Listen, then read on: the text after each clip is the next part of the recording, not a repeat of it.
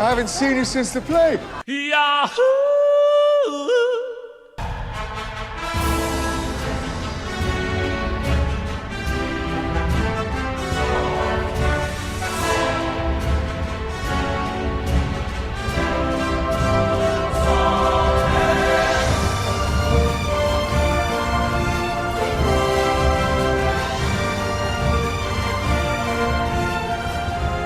It said in a dark and brooding, as if fucking Trent Reznor and Johnny Cash were not dark enough. We're not already in like a coal mine level of darkness, but I'm talking about like the center of a dying star. I need a pitch Reznor black Cash cover. for Iron Lung. I want Iron Maiden dark. That's absolutely right. I want, at the bottom of the sea in the belly of a whale. Like I want that level of like pitch black dark. Not the 80s song done in a minor key, and slow it down. That's no, that's dark enough. Boy, I want a slow, moody version of like Who Let the Dogs Out or something. I need just like a really slow, contemplative, and sometimes that does really bang. Like when Lorde does "Everybody Wants to Rule the World," right? That sounds so fucking good. It makes or no sense. The Last Night in Soho trailer where Anya Taylor-Joy does like a haunting version of Downtown. But then sometimes it's like the Age of Ultron trailer where it's like a child's chorus doing the song from Pinocchio, and I'm like, okay, come on, guys, come on, guys. And they've done it with every song. Are there any like beloved sunny hits of the 60s to the 80s that have not been reorchestrated for some dramatic trailer? The real problem is sometimes they're good, and that encourages us to try more. Right? You just go, oh no! How dare this told work? them it's okay. It's weird. I like almost miss the Inception bombs at this. After Infinity covers. Slow, haunting covers of Happy Together by the Turtles. I'm almost like, no, so please. Happy together. I want like a dumb Fox developed X-Men movie to use that song. That should have been the song for New Mutants. Happy together. Yeah, but they weren't going to pay for someone to cover anything for the New Mutants trailer, because New Mutants was like a tax scam they were hiding under a rug, right? They were like, hurry, we have to get it out there. They'll be on to us. That movie is so... I haven't seen it yet, but it's so funny that movie sat around for 3 years, because they were like, okay, Disney, you can buy us, but you have to put New Mutants in theaters. And Disney was like, fine. And then COVID hit, and they're like, perfect, shove it out, go. Went on. Do it. Jump out of the airplane. Yeah, exactly. And everyone, like, all the New Mutants are just like, they don't jump, they are shoved out of an airplane. Like at the end of Point Break, when that guy is like bleeding out in the back, and they're like, throw him out of the airplane. And that's New Mutants. What could have been, but I'm so glad. I feel like I've talked about this on the show because I have like 3 things that I talk about. But I'm so glad that like Last Night in Soho, the previously mentioned Last Night in Soho, the new Edgar Wright movie starring Anya Taylor-Joy from New Mutants, that New Mutants came out long enough ago and Queen's Gambit came out recently enough that like this movie doesn't have the stink of starring the girl from New Mutants. It has the like, oh, Queen's Gambit in like a sexy 60s thriller. Here's the thing, Kev. I keep up on this shit. Didn't realize Anya Taylor-Joy was in New Mutants. Oh yeah, she played Ilyana Rasputin, aka Magic with a K. Magic. Great character, but I'm sure that if I watched this movie, I'd be like, you did a bad job on this one. For that specific reason, you should watch it, because you're going into it with such low expectations. Anything above the dumpster fire is going to be like, you know what, it was okay. At some point, I'm just gonna hate it. I'm just gonna green out and watch New Mutants. You know what I mean? Like it's gonna happen eventually. I was about to ask what green out is. It's all right. I got it. I figured it out. Did you figure it out? Okay, you figured it out. Yeah, I you figured cracked it out before I asked. I just wanted to out myself. You cracked my code. Wink, wink, wink. At some point, I'm just gonna green out and watch New Mutants. And just have a terrible time. Just be like, this is not the character from the comic. I don't know how you take a 4-year-old Russian girl who is sucked into a parallel dimension where she emerges out moments later, 14 years older and now the queen of a hell dimension. I don't know how you take that character and make her uninteresting, but I bet they did. Have you seen the most recent Hellboy? No.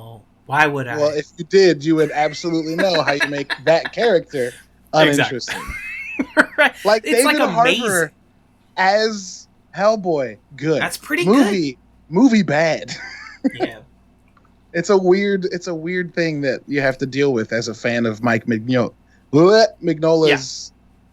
Yeah. As someone that really likes those comics, I haven't read all of them because there's 1,000 of them, but really enjoys those comics and really enjoys specifically Hellboy 2: The Golden Army. I was just like, I don't want a reboot of this with the Stranger Things guy. I'm sorry, Stranger Things guy. You seem like a good actor. I look forward to seeing what you do in the future, but no thank you. What? Careful. Careful? Yeah. Careful, you're talking about Dave Harbour. Just careful with yourself. I don't understand. What did I do? Is he behind me? Can you see? Yeah, that's where he ended up at the end of Stranger Things. Yep. Is behind me. Yeah, he came out in Kevin's apartment bedroom. Wow, that's crazy. That season went in a weird direction. I did not anticipate. Kevin, it's called Stranger Things. What did you expect? I know, but that's a pretty strange thing. If Stranger Things ended like that one Simpsons Treehouse of Horror where Homer ends up in our world, I think that with Stranger Things would be the right way to go. We should. They're called One Direction. Which direction do you think they meant? That's that's the punchline for my movie called Bad Directions, starring One Direction, where they are the leaders of a satanic cult. Yeah, One Direction as themselves, being like, "Oh, I need this. This needs to happen now." And yeah, so the punchline is, which direction do you think we were talking about? That's terrible accent. Because that's how they sound. That's exactly how they sound. Yeah, starring Dunkirk's Harry Styles as himself. I love it personally. Yeah, I watched Dunkirk this week. That movie is fucking incredible. I haven't seen it yet. That movie's very good. Yeah, I had a day where I had no kids at the house, and I didn't have anything to actually work on, so I just cranked my stereo alone at 10 in the morning and watched Dunkirk. It was Dunkirk with a bowl of I'm an old man with a bowl of Raisin Bran with whole fat yogurt, a banana, and drizzled honey. I was like, I'm watching my war films, eating my rations. It was great. Yeah, you did suddenly become everyone's dad. You metamorphosed into. At this point, everyone's grandpa. But yes, I did, dude. You are the dad. You are the omni dad, and have become all dads simultaneously. I have this effect. Dad not this prime. Effect. Yes, I have this tendency to occasionally become the deity of a very specific group of people. This being Ur-Dad, which I do believe was what happened. So thank you for making me realize that. But I think I told you this, Kev, had a moment where I was sitting on my front porch wearing flip-flops, joggers, which is already a look, an Apple t-shirt, a Steez cap, like a saggy beanie, these glasses, which I don't need to see, they're just for looking at screens, smoking American spirits, drinking kombucha, and I was listening to Death Cab or some shit, and I was I am hipster god. I could put my hands together and manifest Christ. Hops. No. Hops would come pouring out of your hands. Jesus. Yeah, I'm picturing sort of a Da Vinci's The Vitruvian Man, but like you holding various hipster artifacts. Wow. Yeah. Wow. So like I have the ability to channel divinity as D&D players. But no, it's just sometimes that divinity is just very specific. The demographic's not huge. Yeah, I love shit. No, I love classing as someone that like pulls from the divine, but inventing some truly bizarre god to pull everything from. Yeah. Like I once invented a god called Capital, and Capital was spelled with like the cent sign C. Capital, the fat cat, and it was like this giant cat with like a stovepipe hat and a cigar, and I all things were in quest of money, and when I acquired money, I was pleasing my god, Capital, the fat cat. Amazing. Thank you. Yeah, love to class weird shit. Love to convince DMs to let me do some fucking weird ass shit. Yeah, it's the best. It's the best. That's when you have the most fun. Not to turn this into D&D character stories, but I once classed this character who was equal parts like animal and machine, and so like every choice they could pull equally from like the machine side of things or like animal kin, and like every decision they made pulled them more in one direction or another and like weakened another part of themselves. I can't believe I convinced my friend Jacob to allow this to happen. That's very good though. That's very good. It was fucking fun. It was really good. Yeah. I've only ever played D&D with people who've never played D&D before. So I get a lot of really like cookie cutter characters and people who can't commit to a bit. And then there's always one guy that knows what he's doing who comes in and like just does stuff to get people to do things, but they don't understand that that's what he's doing. So they just allow it to happen. Like my character who was a monk started torturing somebody and everyone was like, I'm fine with this. Like, what? Why are you guys not doing anything about this? I'll allow it. I was once in a play with this guy who asked me to play D&D with his group one night, and I only ever did one night, and I like drew up a bard because the party was all like barbarians named like Crack Von Smashy, like that sort of D&D group, and I just drew up a bard because nobody had done that. And there was like this 40 orcs or goblins or whatever came into our sphere. And I just like and I just full maxed out my bard with charisma. And I just did like one charisma play. I'm like, leave us alone. And I dispersed an army of 40 like all at once. Amazing. And then I was like, all right, fellas, it's 2 a.m. and I have to work at Starbucks in 2 hours. I gotta go home. See you, fellas. Epic. Thank you. Yes, truly, that was epic bacon that day, and I won the internet.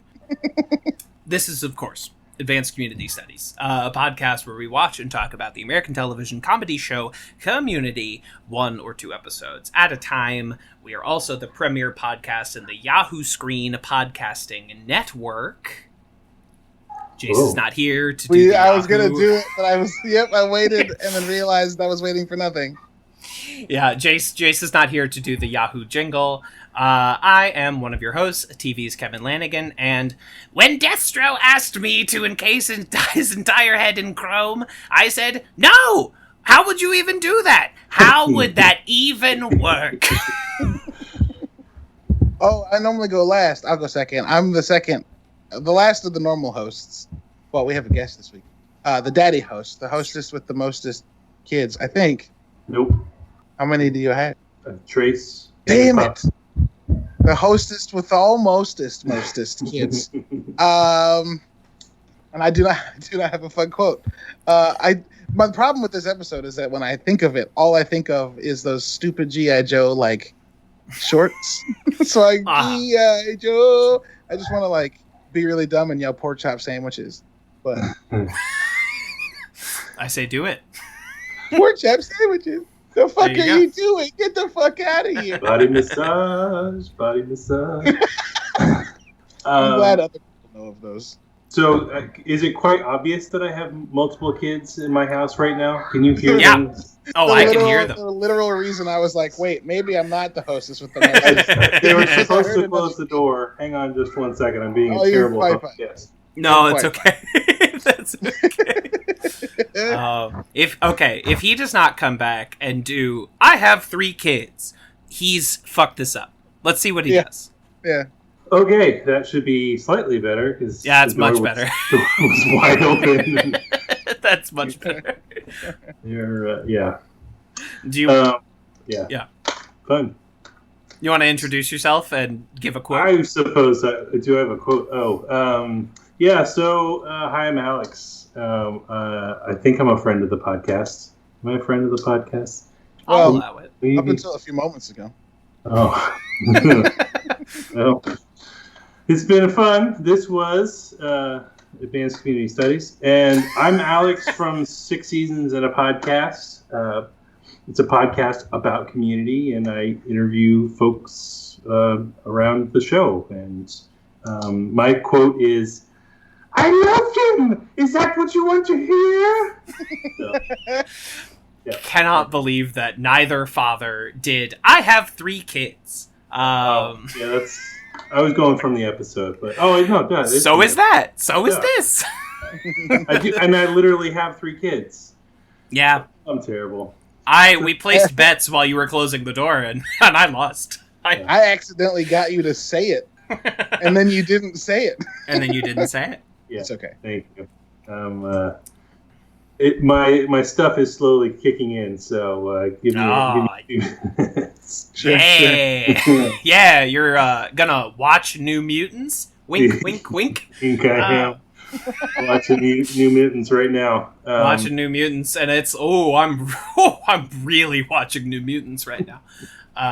Yeah, I don't know if you're our most frequent guest. You got to be up there with like Elise. Yeah. But you are the only guest to guest on a mainline episode, like during the body of the episode, and you are now doing it for the second time. Ooh, look at me! And you'll probably continue to be the only one. Well, we had a producer on once from mainline episode. Well, yeah, but that was like an interview, so that's kind of different. But you're right. I guess Neil Goldman, it would count. So you've officially eclipsed Neil Goldman. Congratulations. Sorry, Neil. It's gonna happen. You now get all of his Family Guy writing credits. You get to keep those now. He gets to keep Scrubs, but I get Family Guy. Yeah, you get Family Guy. He gets to keep Scrubs. Okay, that's fair. To get Scrubs, you will have to beat him in a physical contest. you will have to defeat him in the field of battle. Yeah.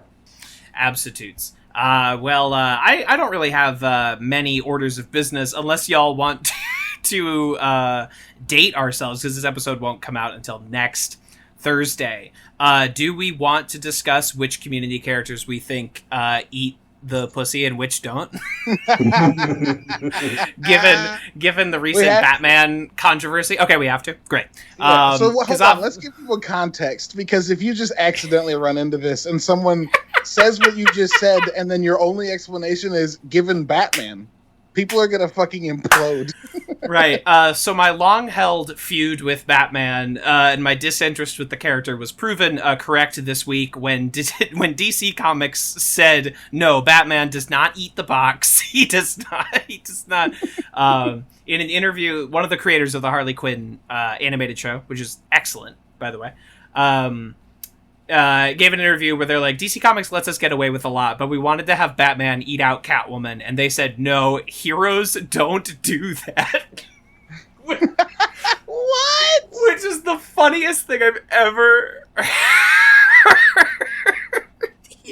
Heroes don't munch the box. Whoever said that, yeah, whoever said that is leading a very sad life. But absolutely. Have they never watched Guardians of the Galaxy? Exactly. Yeah, because like Drax eats the puss. Quill basically admits it in the beginning of the movie. Oh, did he? I don't remember that. He says, "Don't take a black light to the ship. It looked like a Jackson Pollock painting." Well, that's sperm. But you assume that someone with that much action has to I see what you mean. Right. I mean, you got DJ Khaled's out there, so who knows? Oh, yeah. DJ, and to quote Smash Mouth, a king who doesn't is no king at all. That was the band Smash Mouth's rebuttal to DJ Khaled saying he does not go down on his partner. Smash Mouth confirmed. Smash Mouth gives oral pleasure. So that's where their name came from. Yeah, they smashed that mouth. They smashed with their mouth. Which, Smash Mouth, relevant to this episode of Community. But, so I think we can safely say Jeff Winger does not. Right, Jeff? There's no way Jeff does. Jeff only would if it was the prerequisite. Like, if it didn't happen, that meant the night ended, then Jeff would. But outside of that, I do not think that Jeff would. Jeff is confirmed as a terrible lover multiple times by Britta, so which says to me he never boxed out on Britta Perry. Britta Perry, however, definitely does. Yeah, definitely does. It's the feminist thing to do. She does it as an egalitarian. Yeah, exactly. By the way, listeners, she's a clitoral Marxist, if you will. Listeners, if for whatever reason you don't want to hear this conversation, there's a time code in the description where you can skip it, but we're going to have it. Abed does, except when he's in character as Batman. Except when he's being Batman. Batman has a face slot for it. Doesn't matter. He doesn't use it, apparently. Because superheroes don't, of course. Because heroes don't. Heroes don't. Amazing. Don't do that. Oh, shit. Troy, at the beginning of the show, does not. By the time he leaves, he does. Because that's what heroes do. He has the heart of a hero and real heroes. So his Luke Skywalker hero's journey isn't discovering that it was in him all along. It was that... Okay, I get it. I can... All right. It was down there all along. It was down That's there exactly all right. along, yeah. He wants to bathe in manhood, and men munch. You know what I mean? Pierce Hawthorne does not. But he has also never been asked to. You know? Yeah, sure. Yeah. No one wanted that. Shirley does not. But Shirley would not engage in sexual congress with a woman. Because she believes it's a right and proper sin. So Shirley does not. Yep. I am H.O. Annie does. Yeah. Because she wants to be excellent in all. She must excel. You know, she has to. It's the workaholic in her. She has to be the best, right? She's the perfectionist, so she's got to get it. She got to get it done. She's a people pleaser. Chang does, but women wish he didn't. Yes, Chang does, but it's not good. Chang does, but it's borderline like dangerous. His heart isn't in it because, as we know, he's legit gay. So but he has to live up to his own self-given moniker, which was the Chinese tiger. Yeah, LT Grey Chino.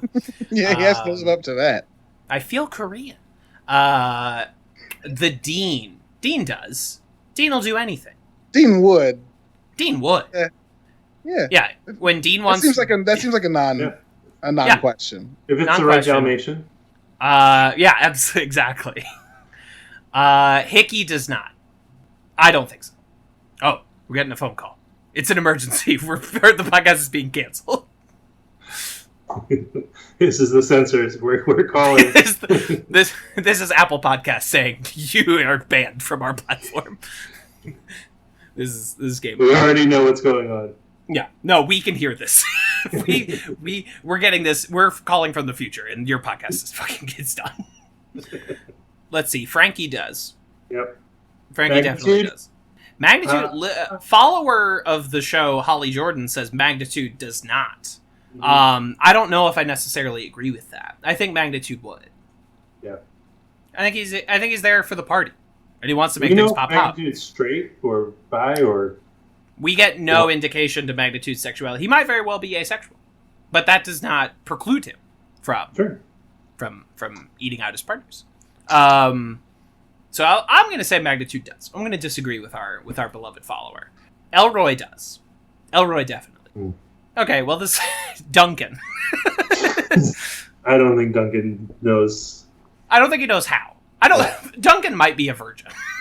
Duncan might just never have gotten the opportunity to express that particular part of himself. Well, Duncan does it. You think? Okay. He would if he could. He does it. He's an alcoholic. He's just not good at it. Oh, I see. It's sloppy. Yeah, his what's the thing that goes away when you drink? Your like hesitation. What is that called? Inhibition? Yeah, his inhibitions are always fucking gone. Sure. So he'll do whatever. It's just like not. It's the drunk version. That checks out. Yeah. Anybody else we want to weigh in on? Whether or not. What about the Winter Doodle guy? Mike? No. Mike the bully does not. There's not a chance. Mike the bully, you would ask him to wear a condom and he won't even do that. Like, that's Mike the bully is he's not on board. He's not into it. Anyone else before we talk about this G.I. Joe episode? I mean, we can keep on going. I have a whole list of characters, but Neil does. Real Neil with pipes of steel definitely does. Definitely does. He's a caring lover. He's a caring lover. He's a sensitive man, and he wants everyone to have a good time. Starburns does not. And that's something I never want to think about, and I'm sorry for all of our listeners. Yeah, we can move past it. You didn't even have to bring it up. No, we hit the line. There it is. There it is. It's Starburns. It's good to know that there's a bottom on this. We've crossed the fucking Starburns event horizon. The Starburns singularity, and we cannot venture on past this point. Great. Let's segue into this week's episode, shall we? Let's do it. Season 5, episode 11.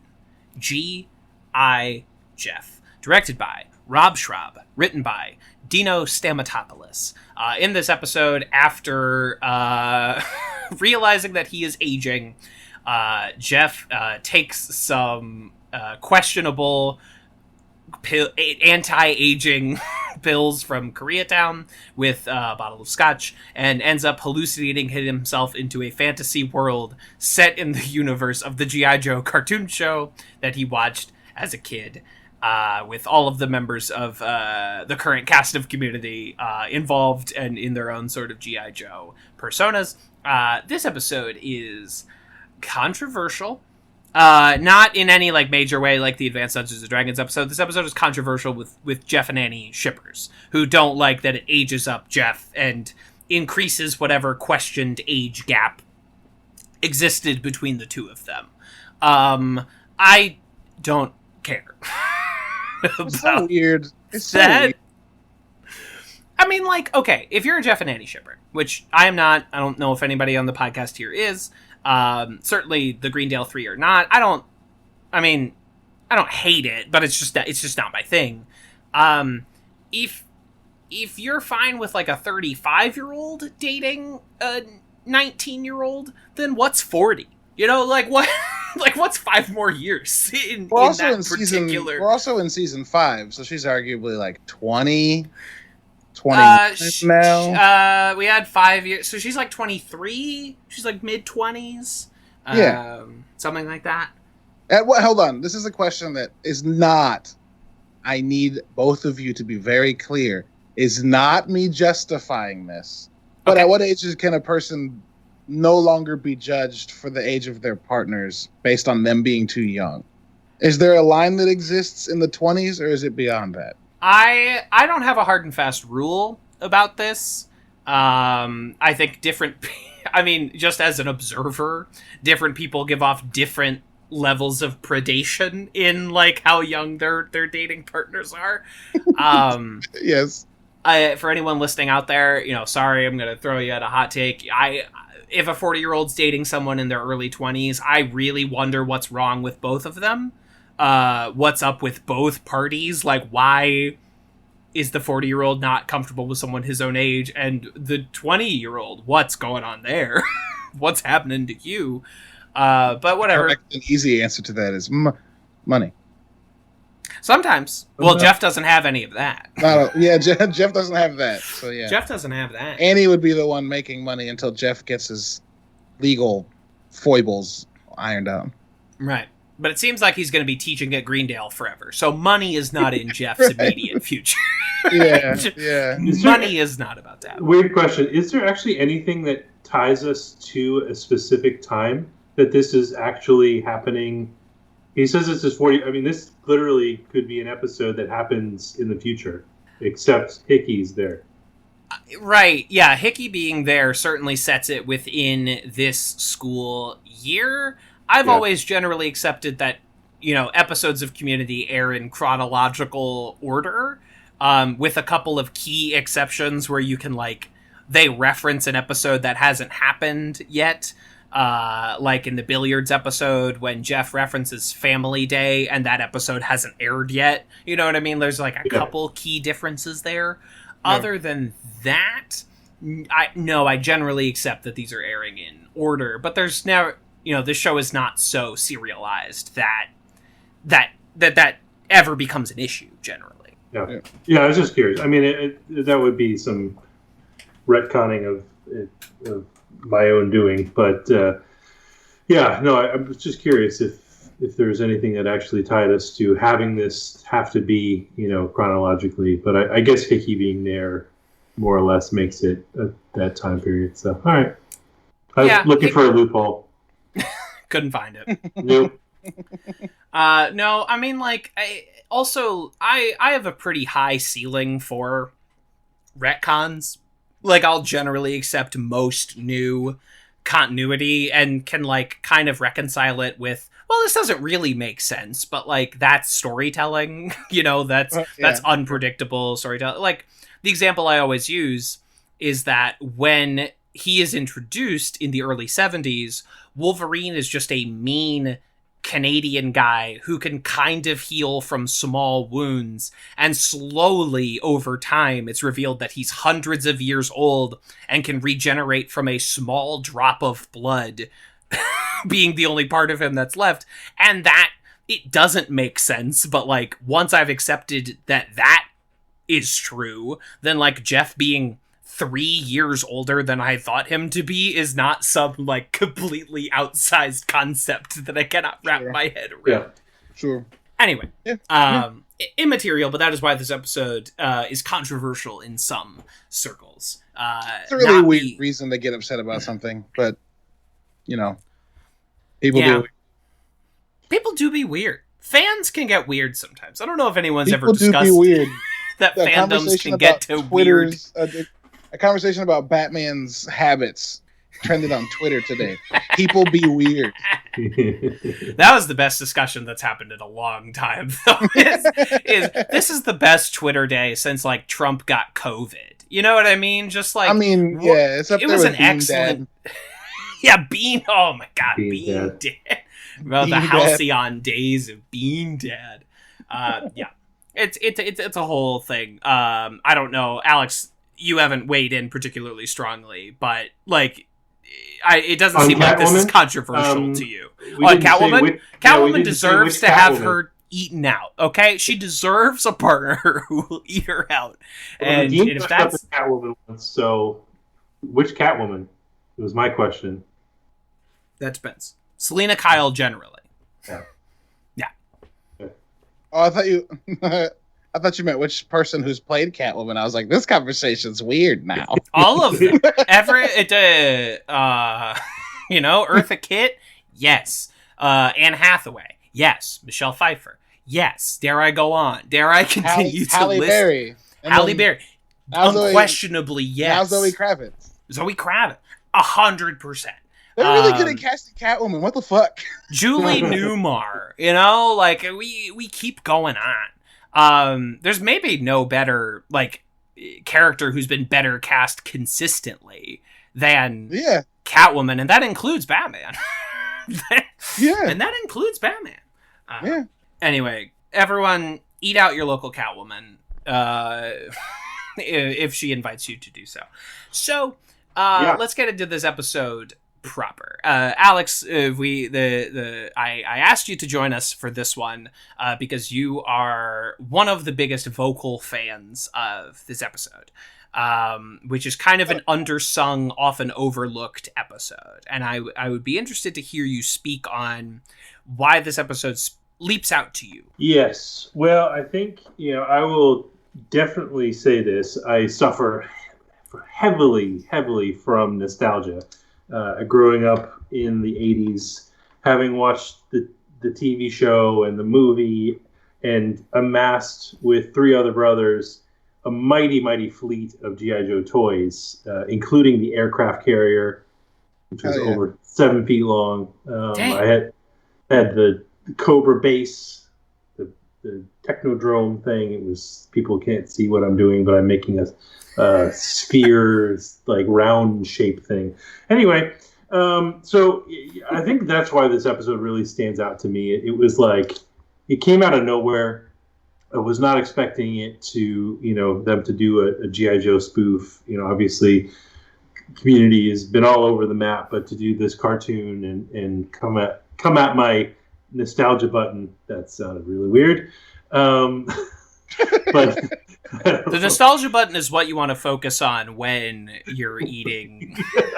Jesus Christ. Oh, everyone stop listening. That's why they call it a blast from the past. Oh, God. Oh, God. You fucking started it, my friend. No, I did. I asked for this. So yeah, that's. I mean, I think that's. I'll fully admit, I put this episode, I put this episode in my top 10, and that'll freak people out because I don't think it is many people's favorite episode. But when I did an episode with 2 of my brothers the other week, and we talked about this episode in particular, and I mean, it's. I think coming in with. Rob Schraub directing it, they got a ton of the original what the hell am I saying, writers, the animation folks to come in and to do the animation. They got the guy who does the G.I. Joe voiceover to do the voiceover. Just really surprised that Hasbro, I think who owns G.I. Joe, was so on board with letting them do this episode. And yeah, it's just right. Yeah, for anyone that doesn't know, Community goes to parody a lot, but this is official. This is. That's why they were allowed to use the characters and use those characters actual names and persona, is because this is a licensed episode. Yeah. This is signed off official canon. I remember the first time experiencing this episode and seeing actual G.I. Joe branding and being yo, what the fuck? This costs money. Okay. Yeah. I also love that this episode dives right into the question that I always had. I'm not of the generation that watched it as a kid because I was the right age to understand it. So when I was watching it with my uncle, he was explaining stuff to me. And I remember asking him what no one gets shot. And he was it's a show for kids. And I was but they're shooting guns. He was it's a show for kids. And I was yeah, okay, those wires are crossed, but that's fine. And I love that this episode's right away wait, we don't fucking kill people, dude. It's so great. It's so great because you'd never think of that over all the kids shows, but they wouldn't violent stuff like Tom and Jerry. Neither of them died. All the kids shows are super violent, but it's goofy violence. So when someone actually dies and you're oh fuck, what, we can die? It's so good. It's so good. Yeah. The look on Duke's face in horror as Destro's falling to his death. It's oh! Yeah, great.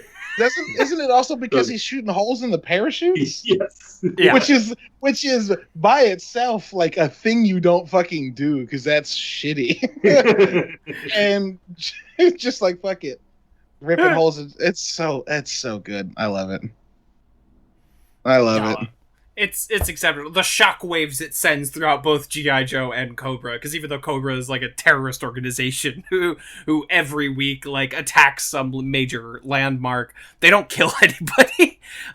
They suppressing fire with their laser rifles because it's like a kids show, so they can't have like guns. They have to have like laser rifles. And it ultimately brings G.I. Joe and Cobra together into Jobra. Which is absurd.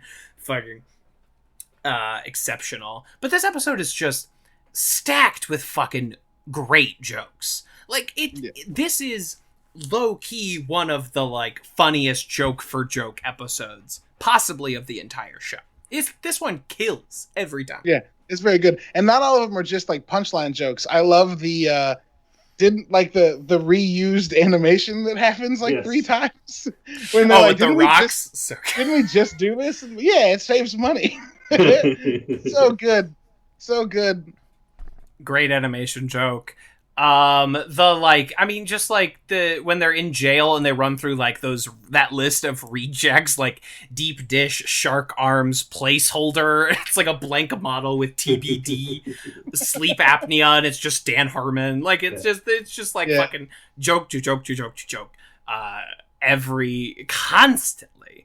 Also, everything Rob Schrab does in this episode as the voice of Cobra Commander is so funny. It's great. My totally platonic friend. This episode's great. I didn't realize until someone brought it up that this episode had a lot of detractors. I mean, it seems like the detractors are the people that are like, Jeff's not that old, which fuck them. But I love this episode. Every time it comes on, it's one of those episodes that like, because season 5 and 6 are sad to me inherently, I tend to like watch 1, 2, 3 and then go back 1, 2, 3 and just kind of play the hits. But like sometimes I'll get through 4 and then go to 5, and this episode will come on. I'll be like, oh yeah, there's this really dope fucking G.I. Joe episode. And I almost always forget about it. So when it comes on, I'm always like, yeah, I'm gonna watch this. I'm definitely gonna watch this. I wouldn't have thought that anybody would have a problem with it though. It's fucking great. Yeah, it's a fucking great episode on like every metric by which I can judge an episode of Community, right? It like tells a good characterful story about Jeff. It is also hilarious. It is also like formally inventive, the way he starts like busting up through the levels of meta. Like he bursts into the toy commercial. This show that is never satisfied with itself and is always like redefining itself, that like, yeah, we could just do a fucking full ass G.I. Joe episode where we use G.I. Joe assets and use it to tell a story about like Jeff not wanting to accept that he's aging, that this thread that comes up with Jeff so often that like he refuses to believe he's mortal. The Psychology of Letting Go episode is a great episode about that as well. It's a great thread. Yeah, it's real good. It's real good. A lot of jokes about boobies. Who doesn't like jokes about boobies? Look at that rack I gave you. Those are going to stay right there forever. You're welcome. When what's his face, the Cobra Commander and the Aryan foosball figure have Jeff chained up, and they're like, "You can join us." Tell me, what do boobies look like? I love the personas that he gives to all the characters. Buzzkill. Yeah, that's a good one. Tight ship, 3 kids. Tight ship's good. I got 3 kids. Fourth wall. Yeah, so many good fucking and then even, you know, the Zimzam, Duncan's persona, where he has a twin that feels all of his pain. Poor guy's just trying to make a living as a waiter and, you know, getting his ass kicked every day. Oh, it's too complicated to explain. Yeah. Oh god, when they're trying to get health insurance for fucking Cobra, which is They're funny. Like, what's Cobra... that? And he's like, what does he say? It's insurance? Or is it like quest for hazard pay? Because apparently we can die now. Well, you're not going to get insurance. Welcome to Cobra. Maybe you noticed our logo is a snake. And there's a great extra layer because Cobra is an actual health insurance company. So it's very funny trying to get health coverage from Cobra. Also a little bit of commentary when Zim Zam's like, so we can afford to create a new tank every week, but we get the bare minimums when we... Yeah, it's fucking great. Now get into the submachopper with real launching missiles and rotating, just like listing off toy ad copy. Yeah, oh yeah. Yeah, incredible stuff. Using Abed to comment on like the weird racial element that all of these fucking old shows had. Yeah. Especially pertaining to Native Americans, which like Abed of course is not, Yep. The other Indian, and although Abed isn't even supposed to be Indian, Danny Pudi is Indian, but Abed is Arabic. Just a fucking episode that's just littered with fucking good gags. Whether or not, as someone who was born in 1992. I didn't watch a lot of the old G.I. Joe cartoon, believe it or not. But it's still like good, recognizable archetype shit. And I think everyone knows the G.I. Joe like messages at the end, even if they know it only from like a Family Guy gag or something like that. To bring in Buzzkill and Fourth Wall at the end to like give a message to children is good. It's a good bit. Yeah, it's a good bit. So you guys ever watched the movie? You've never seen the movie? And Serpentor, do you know how they made Serpentor? Have you heard of him? Nope. They combined the DNA of all of these like famous like dictators. So that's fucked up. Yeah, the one that I can remember is Genghis Khan. But I think they did a pharaoh or something like that too. But it's strong. Like that's their quest.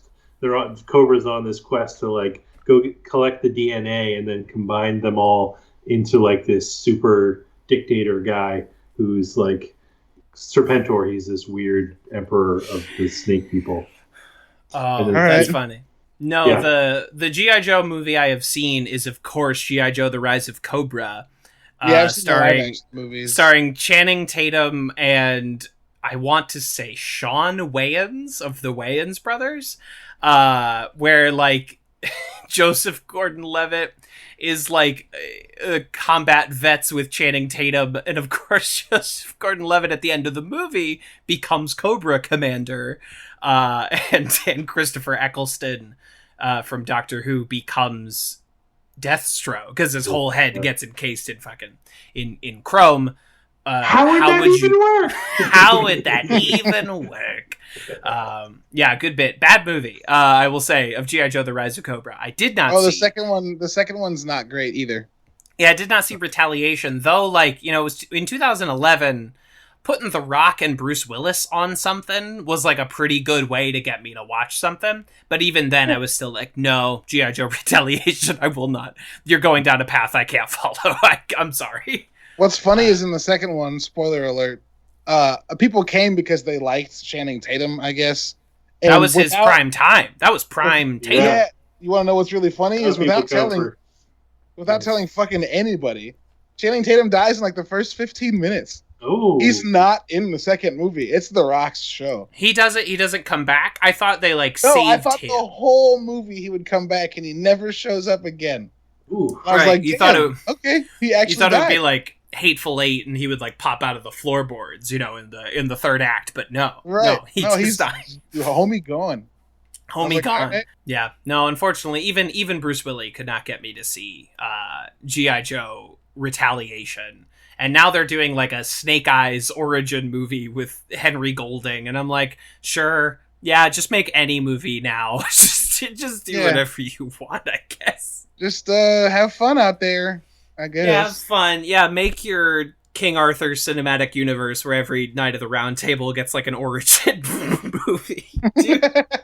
Do whatever you want to do, guys. It's that we were thankfully saved from that by no one going to see Guy Ritchie's King Arthur: Legend of the Sword. I watched that movie like 2 weeks ago, and I like it. Sure, I heard it's actually pretty okay. Yeah, don't hate it. Like, but no one saw it. Definitively, no one. Sure. Until you were the first, actually. How was it? Oh, that's why I got that weird phone call from somebody just saying thank you repeatedly. Thank you. And it was Guy Ritchie. It was Guy Ritchie. I saw the new Guy Ritchie movie in theaters because I was like, nothing else is playing. Wrath of Man, starring Jason Statham. Jason Statham. Whatever he sounds like. No, I'm Jason Statham. I'm here to... Are you a megalodon? I hate the megalodon. Jason Statham. I hate it so much I call it Meg.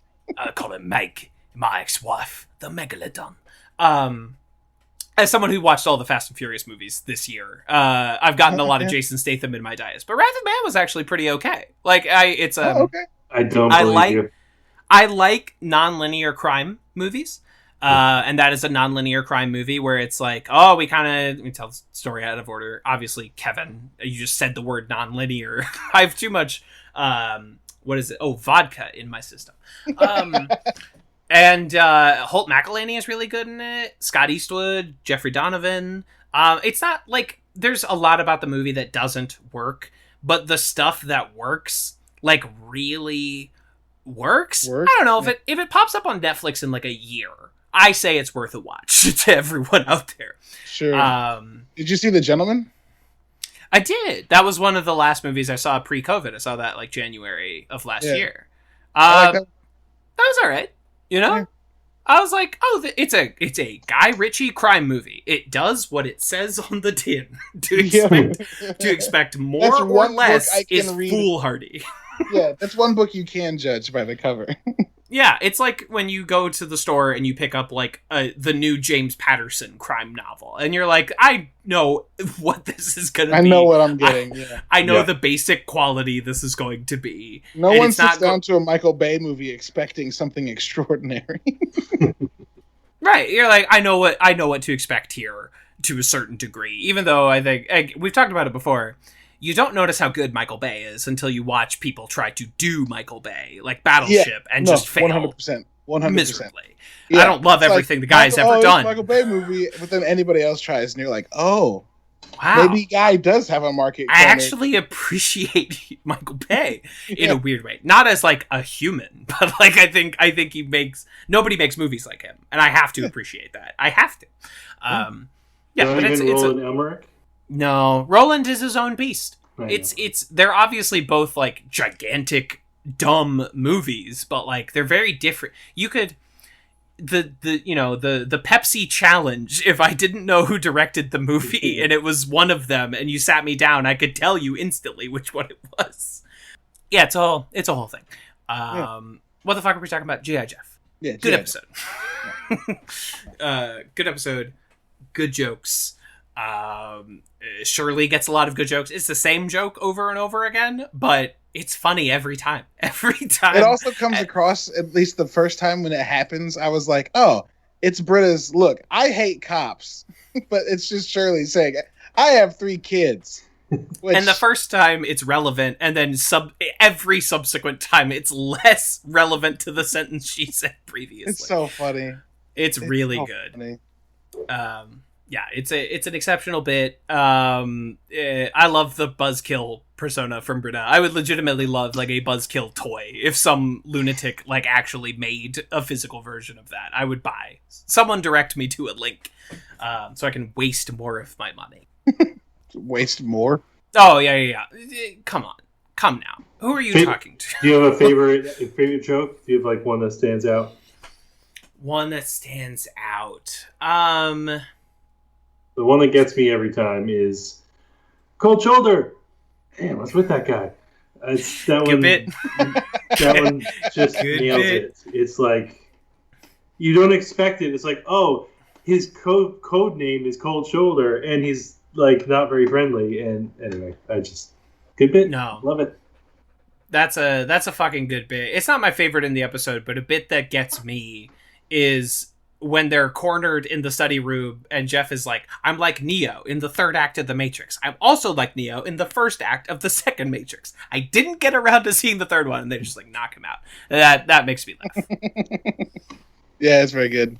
I honestly, the one I brought up earlier, the like reusing the same animation 3 times to do 3 completely different things, fucking rocks to me as someone who's worked in like cutscene animation for video games and like looked at people and been like, but like, what if we used the one from before, but put it in reverse and we like angled it differently and put it, it would look different, but you don't have to work for another 10 hours. Like that shit's great. That shit's great. I love it.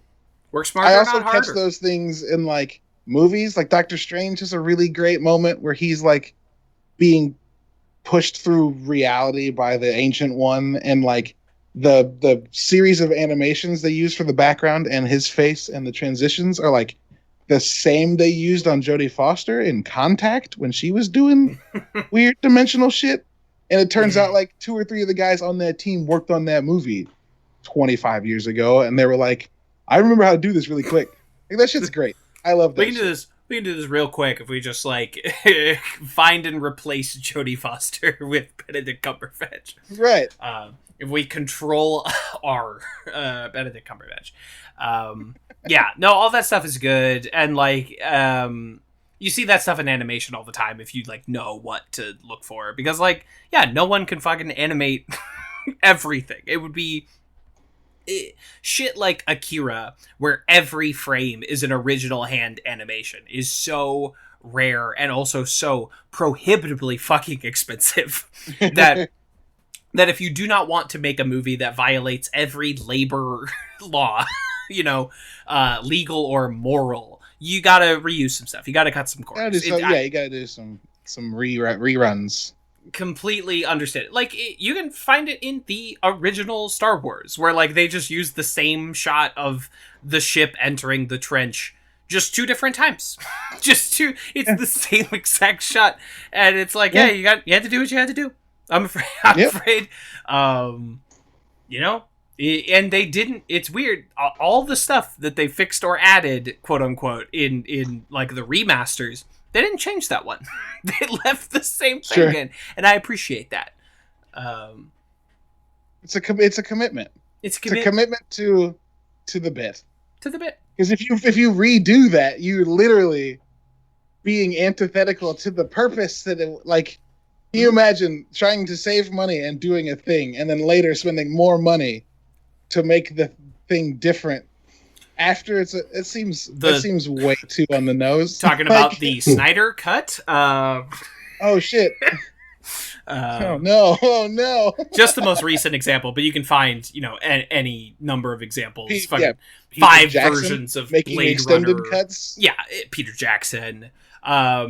Recently, I've come to the assertion that I don't actually like The Lord of the Rings. I like those 3 movies, but like I don't care about any other piece of like Lord of the Rings media. I thought I did, but then I was like, no, I actually just like those 3 movies. I don't even like the other 3 movies. I just like those original 3 movies. I do not care about the books. I do not care about the Silmarillion. One of the video games was pretty good, Shadow of Mordor. But other than that, then you didn't play the PS2 like movie licensed games that were actually fucking incredible. I played the one GameCube game, like Two Towers, when they like started making video games for it. It was okay. I thought it was fine. Sorry. I liked it. Those games are. But yeah. Anyway, sorry. Just had to air that personal revelation for myself. Yeah. I was like, oh, maybe I don't like Tolkienian fantasy. I think I just like these 3 movies.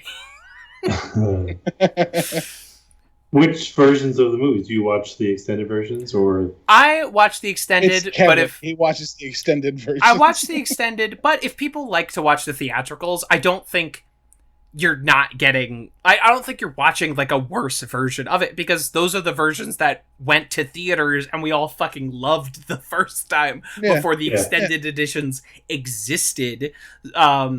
But now I've watched the extended cuts for the last oh god, those movies came out in like 2002. So like for the last 20 years, I've watched the extended editions. That's just what those movies are to me. But people that like the theatricals, that's fine. Also, I don't care. If you enjoy it, that's fine. Yeah, totally. Live your fucking life. You're allowed to do that. You got about 7 extra hours to live your life. Yeah, exactly, right? Each of those movies is an hour shorter for you than they are for me. Yeah, anyway. The last one is like almost an hour and 45 minutes, I think. The last one is Stranger Things like 5 hours. That's what I'm saying. It's exactly. The extended version is in another it's movie. An eternity long. It's like when I started working from home at the beginning of quarantine, and I was like, wow, without an hour commute before and after work, I have so much time. I have what am I supposed to do with my evening? I could just like start playing a video game. I could start working out. Like I could do so many things with this extra hour I've acquired on either end of my day. Yeah. Any other concluding thoughts on G.I. Jeff before we go to the rankings? I think it's a good episode. Yeah. Good hep. Yeah. I was always surprised. I think the first time I saw it, I didn't really care for it. I was just like so taken aback by everything that was happening, and on every subsequent rewatch, it's gotten funnier for me. Like I laugh more rewatching it than I ever did the first time. Yeah. It gets funnier. It gets funnier and funnier. It gets funnier. Then let's go to the rankings, shall we, gents? Let's do it. All right. G.I. Jeff messaging. We live in a fascist police state disguised as a democracy. I would like to say once again, Britta is right. Once again, Britta Perry is correct. Where are we thinking for this one? Last time it was animated. Troy and Abed in stop motion. Number 24. How do we feel this one ranks against that one? Where they talk about the perfect bite in claymation food, how animated food looks so much more delicious than real food. This isn't that good. I think. Yeah, I don't think that the tag is that particularly that great. I like it. As right as she is. As right as she is. Another season 5 end tag then. Number 30. Dean and Duncan don't Tex-Mex. That's where they just make sounds at each other for most of the end tag. That one's very funny. That one's funnier. Yeah. Then let's cruise on down. Okay, our classic barometer. Number 38. Slut. Is this end tag better than Donald Glover screaming slut in a lady's pantsuit? No. I don't think so. No, but it's not far below for me. No, it's not far. I think it's above questions for LeVar. I agree. It's not funnier than Bert and Ernie. Yeah, I think we found our spot. Great. Yeah. New number 40. Great. But now, I think this one might be a little tougher. The ranking the episode proper. This one's going to be high for me, but not top 10 like it is for Alex. Yeah. But I'm looking at something like Urban Matrimony and the Sandwich Arts. A great episode. Or maybe Basic Rocket Science, which is right. Actually, okay. The previous animated Community episode, Abed's Uncontrollable Christmas. I don't think G.I. Jeff is quite as good as Abed's Uncontrollable Christmas. No, it's not that good. Well, it's funnier. It is funnier. It is funnier. But I like the aesthetics. I like the Christmas message. I like the Abed character story a little bit more than I like what's going on in G.I. Jeff. Yep. Okay, another animated episode. Oh no, I was thinking of a different episode. Some of these episode titles kind of blend together for me. Digital Exploration of Interior Design. That's what I was thinking, but Digital Exploration of Interior Design is the episode with Subway. It's not the video game episode. Oh yeah, you're right. Yeah, that's exactly what tripped me up. Because digital here refers to a finger in a butt and not a video game. Right. That's nice. Nice. I think it's higher. I think it's like back where you were. Yeah. But I mean, maybe it's between contemporary American poultry and urban matrimony. Oh wow! So you're right up there with 23, 24. Yeah, I feel that too. I just think it's like the only thing that's bad about it. The episode is people who are shippers of Jeff and Annie, and that's they're not on this podcast, so yeah. so eat shit. Yeah, so bite me. Actually, okay. Here's what I'll say. New number 25 for me. Just below Urban Matrimony and the Sandwich Arts, but just above Basic Rocket Science. What's Urban Matrimony and Sandwich Arts? That's where Shirley and Andre get remarried, Try Not Bad Being Normal, Jeff and Britta almost get married. A stealthily great episode, despite not being, like a big genre parody or anything like that. Yeah. Okay. Yeah, that works. I love it. New number 25, S5E11. G.I.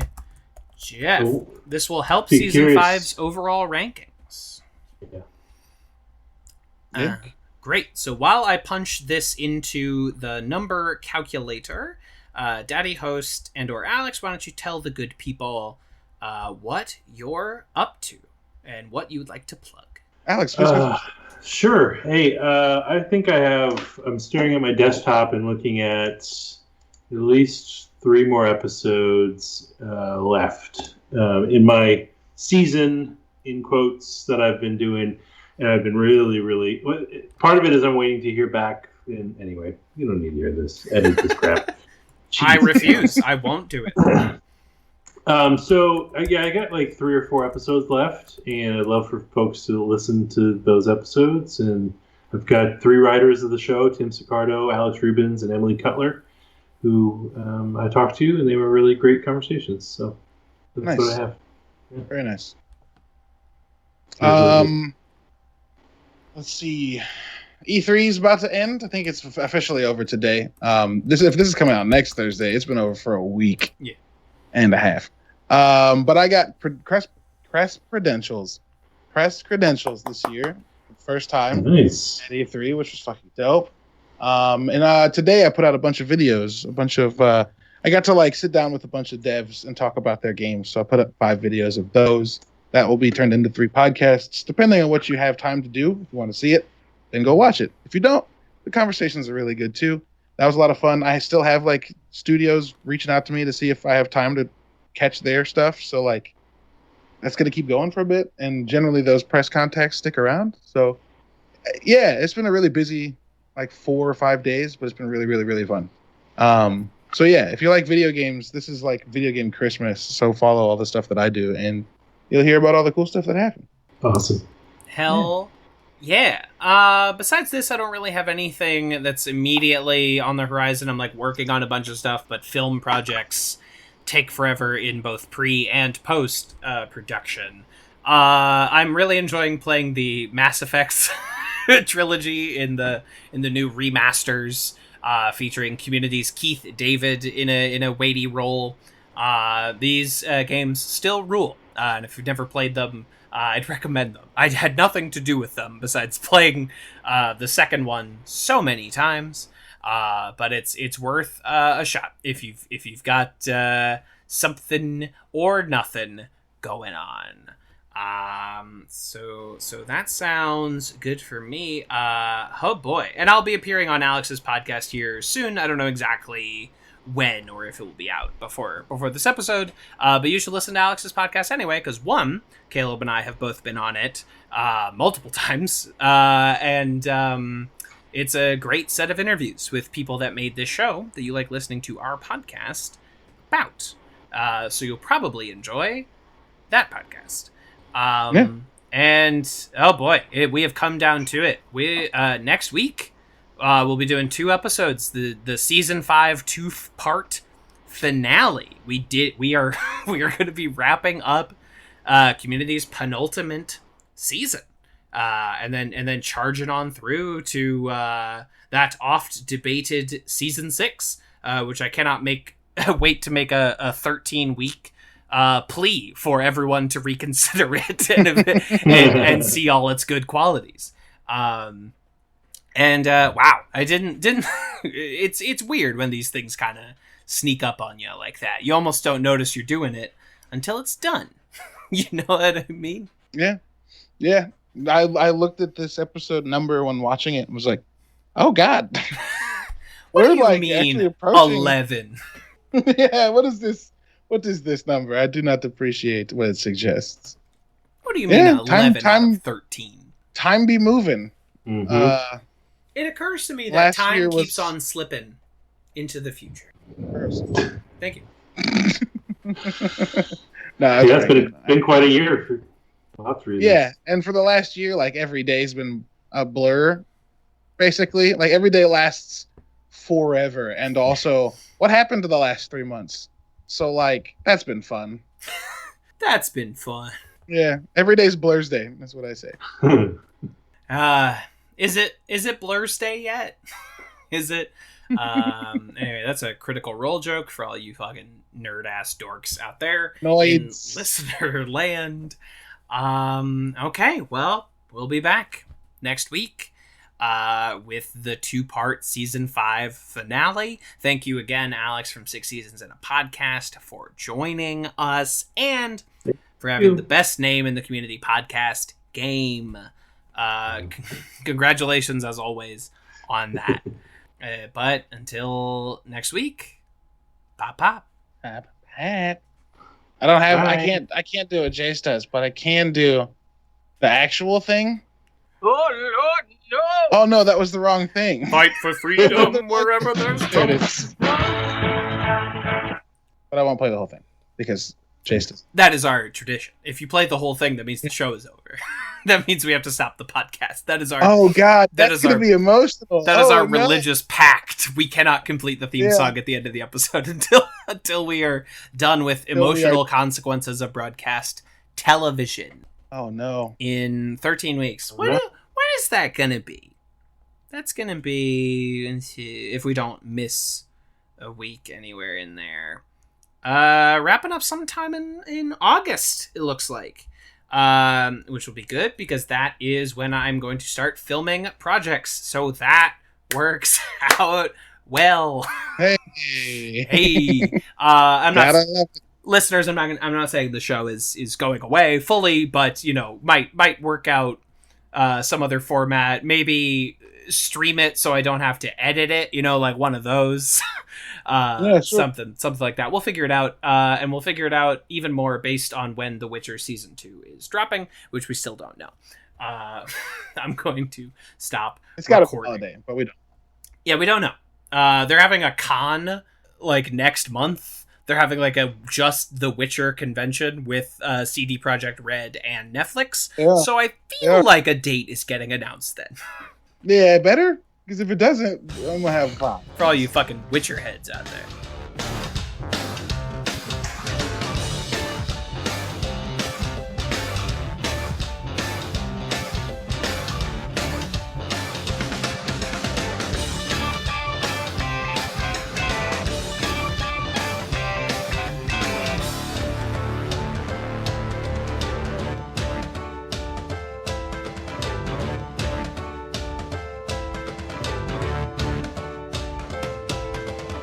This has been a Talkback Podcast. That was quite a show. Very entertaining. Please tell your friends about this show. Boopy doopy doop boop sex. Larry, I'm on DuckTales.